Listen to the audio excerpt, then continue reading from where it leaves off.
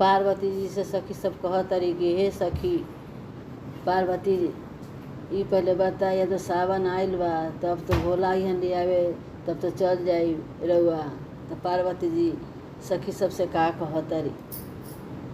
सावन में भोला अइले ले आवन हो सावनमा में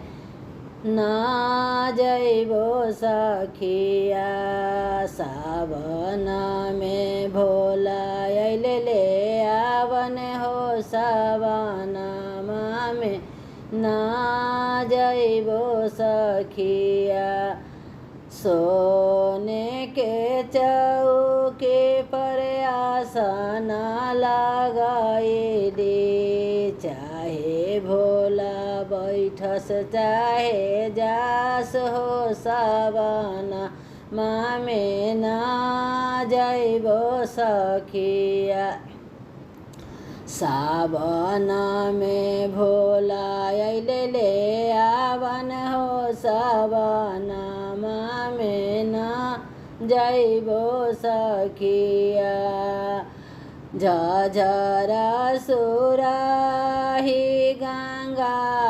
जला पानी चाहे भोला पियस चाहे जास हो सावन में ना जइबो सखिया सावन में भोला अइले ले आवन हो सावन